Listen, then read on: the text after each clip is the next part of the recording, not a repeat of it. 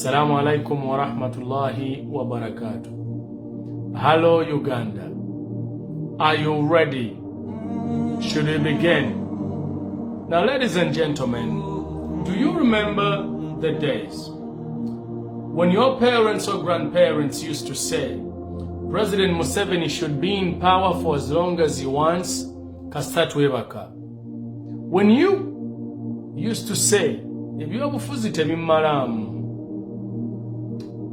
and when you got time to go through your timeline of any social media that you have, no sanga videos of people talking about injustice, corruption, nepotism, no zitako.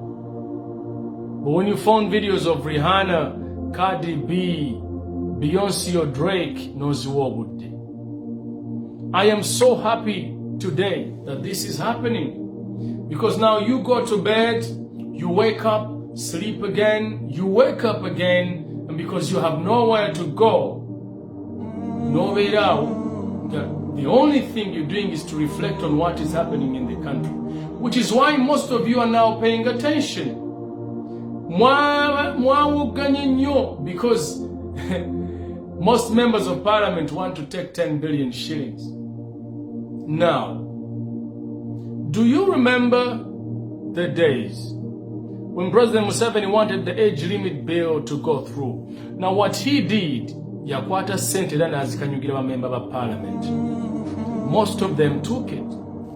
But one of the challenges is that the parliamentary commission that governs parliament doesn't have money to facilitate the legislators for the consultation. Sources told NTV that each MP is expected to get 20 million shillings, although they wanted 30 million. In 2013, there was controversy when opposition MPs claimed that colleagues had been bribed with 5 million shillings to consult on the domestic relations bill that had been withdrawn. Prior to the 21 elections, each MP of the 8th Parliament was given 20 million shillings to monitor the activities of the National Agriculture Advisory Services, NAADS. Some MPs, especially from the opposition, rejected the money and returned it to the Parliamentary Commission. In 2005, NRM MPs were given 5 million shillings to consult their constituencies on the proposed constitution amendments, but political observers interpreted this as a bribe for the MPs to remove the 5-year presidential term limits from the constitution, and it was done. Who benefited? President Museveni. Sente zalizani, zalizamu.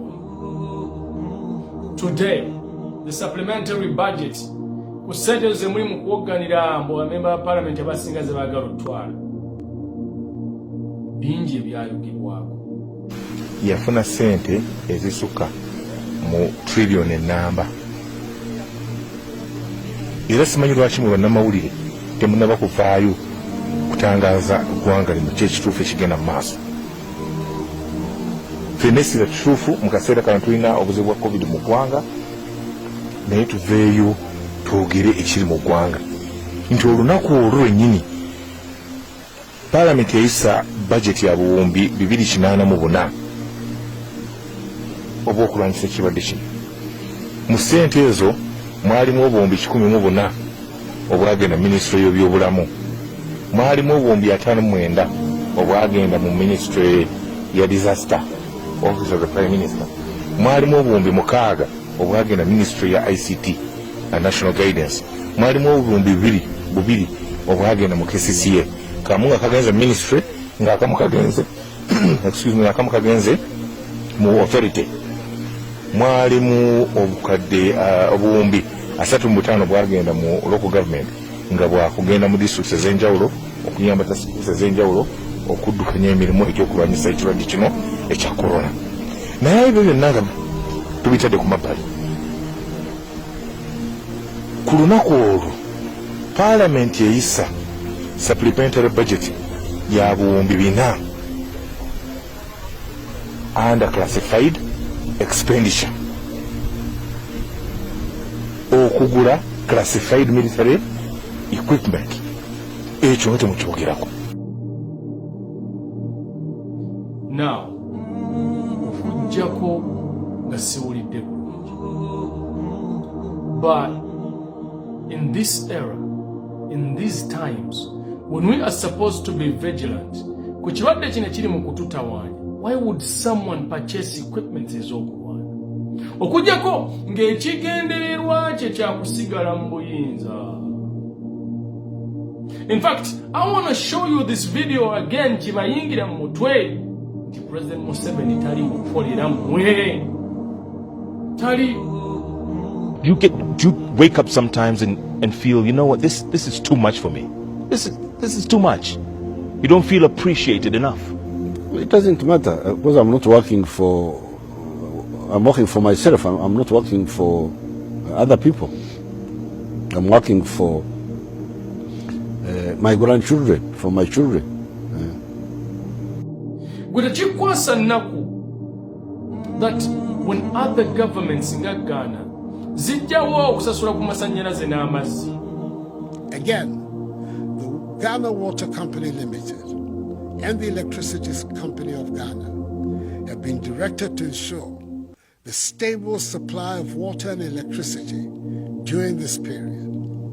In addition, there will be no disconnection of supply.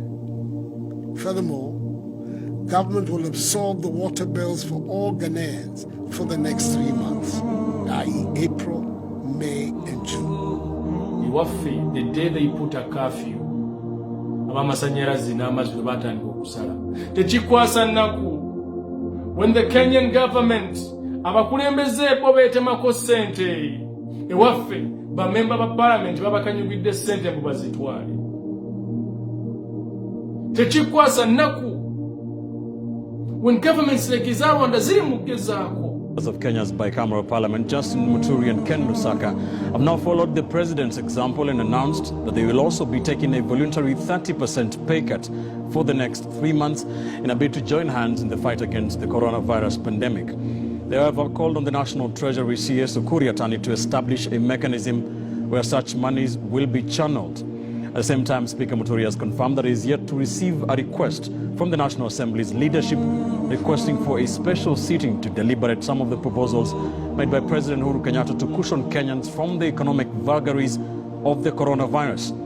Ewaffe, ba minister bali mu kusaba sente za billboards.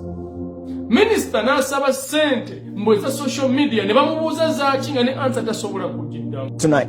Listen, I don't think Ugandans will forgive you for this, Honorable Peter Gwang. You're asking for 14 billion shillings. Think about this. You, as a Minister for ICT and Information, you know that media houses, government has free airtime. Media houses can do this as part of their corporate social responsibility. You are saying you're giving 10 billion shillings to media houses to pass out the message. That is not fair.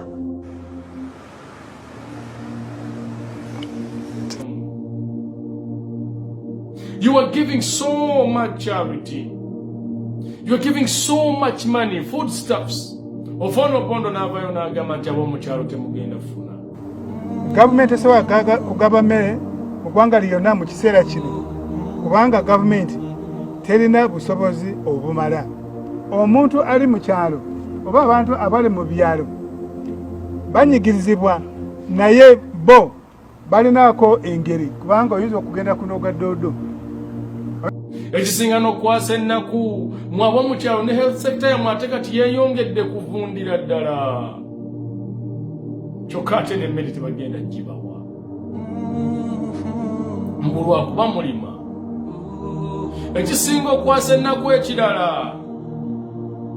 I see most of you. Muvayo ne mugamba nti katulabe ku mukulembeze, maybe today he will talk about rent. Maybe today he will talk about taxes or loans simply because you are watching the Kenyans nga bali mu kubikola. Kituufu, they are discussing this or they want to discuss. I applaud the members of our society who have risen to the call to support and share in the bounty of their blessings with their fellow countrymen, helping many cope with the fears weighing on their minds to provide a decent living for their families. I note with particular appreciation those property owners who have reduced or agreed to work terms for the monthly rent in order to help provide a roof over the heads of our more vulnerable brothers and sisters.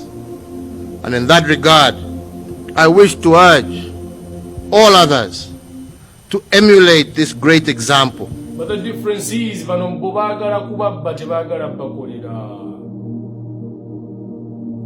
ladies and gentlemen, now, most members of parliament would be okay with quick fixes as Mugenda Maso. Accepting 20 million does not mean it will eradicate a 20 million. I mean, how can someone say, because Honorable Latifu Sebagala gwe wasooka okuleta ekiteeso kino, you've been in parliament for more than 20 years. The best thing you should come towards is this.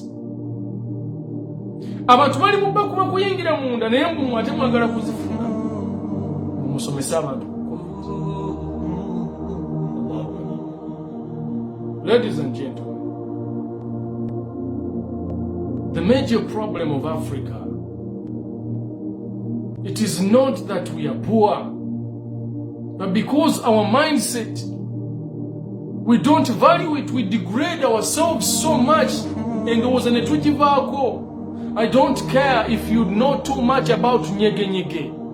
If you know too much about blankets and wines or roast or whatever. What do you? But take some time because if you don't, you will find out tomorrow that your life sucks. If you don't, your children will suffer because you chose to make wrong choices in times when you had options to make the right ones. You should go party, do everything that you want. We do too, but we know when. And most of you, the moment government and mafia, advisors, are you trying to say that the president Zigana ye president asobola kukimanya wakukiraba? Listen, omwaka tegunnaba kugwa, but look at how much money they were spending. Sife tusinga cases nyingi nnyo mu region naye tu spending akiralo. Ebiseera by'enzige bwe byajja ne batwala sente zaali zaakajja mu enzige ne zigenda. And now I heard him kati zaakomyewo. Look at how much money ze bali mu kutwala wano ku COVID. Like really guys? And tomorrow you wake up and you sell your vote. No tunda akaluko karambe, see you now, boom, no jitundira kusukari. And then I see those people who call themselves intellectuals. When you see information like this, you don't want to teach your people. Because you forget the people react only when they have information.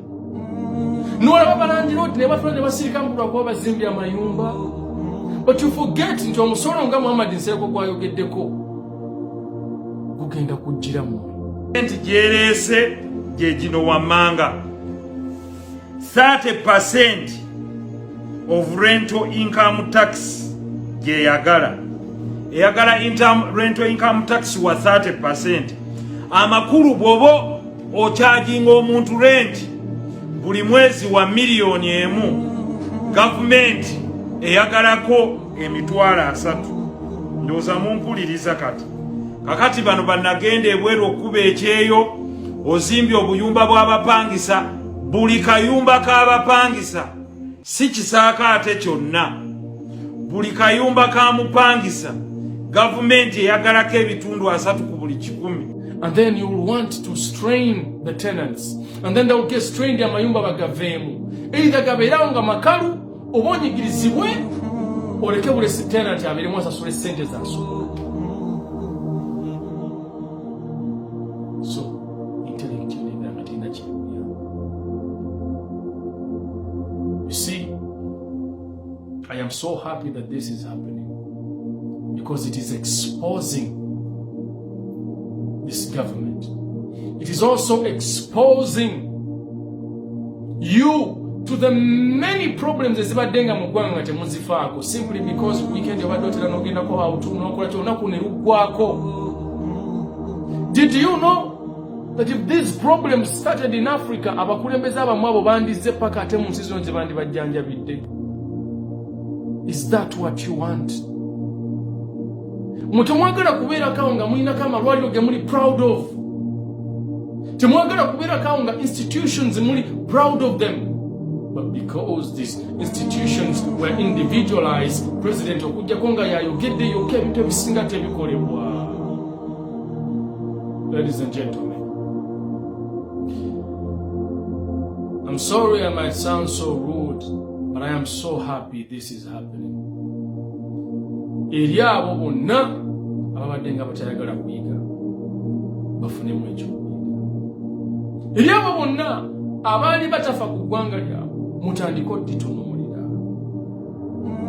Mugende mu rostand rhyme, blankets and wine, omanyi nti at least eggwanga lyo liyimiridde wano. My name is Fahad K NSUBUGA. Assalamu alaikum wa rahmatullahi wa barakatuh. I urge people, mulekerawo kulowooza nti quick fixes ezimalawo ebizibya.